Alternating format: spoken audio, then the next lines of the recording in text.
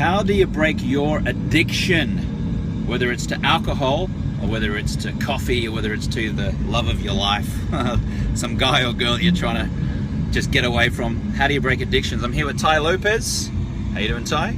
Good, how are you? And we're just driving in his Ferrari Spider, 45.8 Spider, there it is there, down to Anaheim on the, what freeway are we on? The 91. The 91, there you go. This guy recognizes you. Look, he's he's like, hang on, let's get it. Wind the window down. Wind the window down. There you go. So I think they recognized me actually, Ty, it wasn't you. It was just the car. So how do you break addictions, Ty?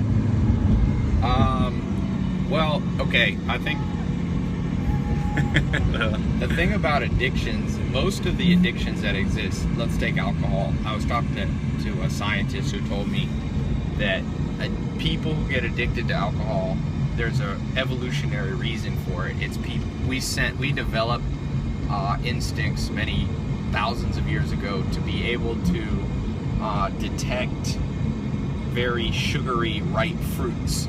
So there, a long time ago, if you were good at tasting, sensing, and kind of liking these fruits that were overripe, you had an advantage. Now in the modern world, if you like overripe fruit, which is basically what alcohol is, wine, and even in some ways what beer is, there's nothing wrong with you. But we live in a world. By the way, we take the 91, right? No, yeah, but not this one. Yeah, because this is a 605. Yeah, we don't. Yeah, we're gonna stay on the 91. Yeah. So in the modern world, the problem is you and I still have this, our ancestors' ability to detect fruit and ripe fruit, but now there's liquor stores everywhere that are trying to sell you alcohol and you get too much. So the first thing I think for addiction is to realize almost all addictions in moderation, there would be nothing wrong with them. But in the modern world, there's too much. It's, you know, it's like sugar. Sugar is good for you, but now every time you pump gas at a gas station, there's 50 million candy bars sitting there waiting for you. Right. So you gotta not freak out. I think people beat themselves up and go, was I born with this horrible curse? It's not a curse or anything like that. It's just a shifting world, and we still have an old school brain. So that's number one, because I think if you start hating yourself and beating yourself up too much, then you'll paralyze yourself, and you actually do more harm than if you go, okay, I get why you have this. I always find for myself, understanding helps me change. When I don't understand stuff, then I can't get the motivation. Police reported ahead.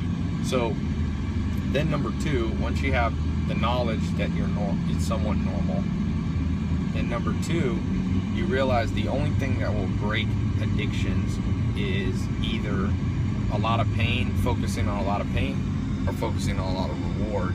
So I kind of like how Tony Robbins approaches it, where he goes, you know, write down a list of everything that is horrible that happened because of your addiction, let's say alcohol, and then dwell on it for a while. Now, I will tell you, the one thing that I find is that sometimes that's not enough. It won't work. Like, sometimes, let's say you've hurt people in your family, your kids, like, some people are built to not really care. Like, they do care, obviously you care, but you don't care enough to make a change. So that leaves you to be, you can go, what's the reward for my life if I can break this addiction, not drink alcohol, not do drugs or whatever.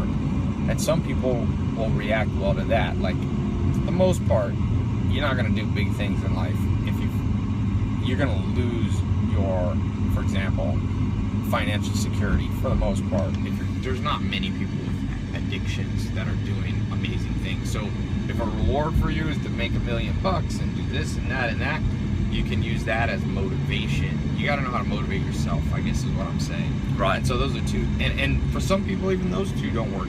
Some people, you got to, whatever it takes to motivate yourself. Like, some people motivate themselves by going, I'll just never go to a bar again in my life. And some people have to do that. Like Alcoholics Anonymous sometimes is like, look, once you're had this alcoholic issue, just don't ever go, like, because you won't be able to motivate yourself Right. in any other way. So you got to know your motivate. It took me, like, I found out with myself, I wish someone had told me a long time ago, this is just my particular personality. Not everybody has this. Maybe 10% of people will be like this, like me. I primarily motivate myself by logic. So, like, if I read a book that presents a good case, like, this is why you change, then I'll change. If what doesn't work on me is as much the emotional stuff. So in the Meyer-Brigg test, I'm a ENTP. So I'm a T, which is a thinker. And thinkers generally are motivated by logic. So, but you might, a lot of people, like James, I think you're an F. So Fs are usually... I am an F. You're an F, right? Yeah. Fs are usually motivated by, they want to feel a certain way. So they need to go to a conference or be around people that give them a feeling. I don't need that. So you got to know yourself. I find most people, if ever, it'll take them 50 years to figure out how to motivate themselves. Then it's too late. You're already too old to care. Right. So I took a 30-day break from alcohol back in 2010, and I just kept going. So I'm about 5.5 years as we're recording this video. For me, it was the pros or the benefits that I got from not drinking far outweighed any immediate pleasure that I got from drinking. Right. And since then, I lost about 13 pounds of fat. I've made more money, and my friends, my romantic relationships have been a lot better, and everything's just been better since I quit the alcohol. And it all started from just taking a 30-day break. Is that something like resetting, taking a 30-day break, whether it's alcohol or whether it's anything else? Is that something that can actually trigger the human brain to make meaningful change? I know you've got the 67 steps and it's like 66 days, but can something like that really reset the human brain to then go and live like an optimum life? I think, yeah, for sure. I mean, you can do a 30-day challenge, then, like you said, do it again, and do it again. Some people can break. My grandma, she said In half a mile, read exit. In half a mile, that, I think exit to exit Bloomfield Avenue. I think it's saying here we got to exit on Bloomfield Avenue, I And think. I wonder if this is that. I'll do it on my too. Okay. In the 1950s, my grandma said she read something that was put out by the Surgeon General that said alcohol, basically, cigarettes are bad for you. And so my grandma said she just decided on one day, and she's never smoked since then. So my grandma is a little bit like me. My grandma was motivated by logic. Somebody presented to her. My grandpa, on the other hand, he didn't listen, and of course unfortunately my grandpa died of emphysema because he would not listen. In 1,000 feet, So exit right. yeah, we are going to have lots of We've got Waze and Google Maps going off at 100 miles an hour here. So my grandma knew. Now she knows it's pretty simple for my grandma to fix herself. My grandma just needs a case presented to her. Exit right to exit Somebody Bloomfield should have Avenue. been. I wish somebody would have known how to motivate my grandpa. Like maybe my grandpa needed, I don't know, to be yelled at or something. Are you actually going to take Bloomfield? Or are you just going to stick on here? I'll stay. I reckon just stay. I think we'll just stay on it, yeah. In So 900 feet, turn right on Bloomfield Avenue, then turn left. Yeah, I think we just stick on this, yeah. then can you change in 30 days? Yeah, some people like my grandma change it one day. Well, I changed in 30 days because I Yeah. kept going. Like, I lost 13 pounds in 30 days of not drinking alcohol, and my skin got better, and I started sleeping 7 or 8 hours of deep restorative sleep, and I had a lot more mental clarity. So that changed for me. I just kept going. A lot of people who've done the 30-day no alcohol challenge just keep going. Some people do it, then they go and have a few drinks, Right.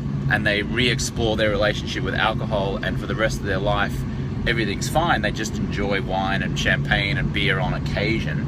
Other people come back and they say, you know what, I want to do it again because I got hungover once. Exit right to exit 19C Shoemaker Avenue. Well, I think the way I would approach that is do 30 days, and then that gets you close. The main thing that a 30-day thing does is it lets you know yourself. Knowing yourself is, you know, that's the oldest. Oh, this said shoemaker. Yeah. All right, we're gonna take this route.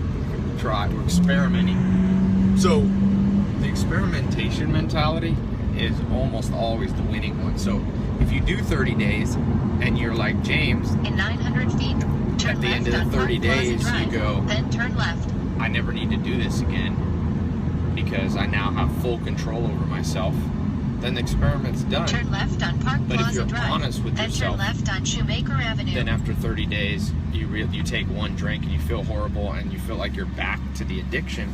Now you know next time when you do the 30 days, you should go through 2 cycles of it. So that's what I'm saying. I think more important in anything is, now this is assuming you're not having catastrophic alcohol stuff where you're like driving drunk and killing people and stuff, then you might have to be more extreme. But assuming you're not quite at that stage yet where everything's gonna tell us to take right. I think it's going to tell us to turn left. We're about to find We're out. like lost here. Waze is sending us in a whole lot of different places. Turn left on Shoemaker There you go. Avenue. Then it's gonna be like, get back on the 91. Yeah, I know. Well, we'll just stay on the 91 until we get to the 5. Remember?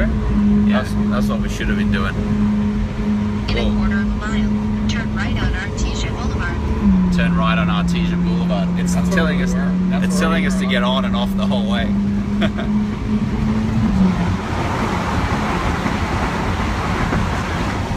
I don't know. We'll wrap this up and we'll check. But turn right on Artesia So here. yeah, anyway, Turn right on I think Artesia use the Boulevard. 30 day as the first step in experimentation. And people who experiment the most usually win in life. People experiment the least who are afraid to test. It's all test, test, test. That's how the world was built, man. That's how medicine's built. That's how this Ferrari's built. That's how, and most people are like, Ty, tell me how I can not test. In 2.5 miles, turn like, right to I-5 South. There is no way to not test. The whole point of at least 30% of your life should be a test, and 30% should be, you know, doing, contemplating the test, and then the last 30% of your life is like enjoying the fruits of a good test and finding a winner, you know? Right. So 30 days is a good little experiment. All right. So there you go. Cool. Go ahead and do a 30-day no alcohol challenge. Experiment. See how you feel. Keep going if you feel great. Check out Ty's 67 Steps. Thank you, Ty. Yeah, Dr. Appreciate that. We're from somewhere. We don't actually know where we are because Waze is Carmenita and Artesia. Carmenita We're in and Cerritos. Cerritos. All right, that's where we are. So from Cerritos. Did I say that correctly? Yeah, Cerritos. Cerritos. Catch you. See ya.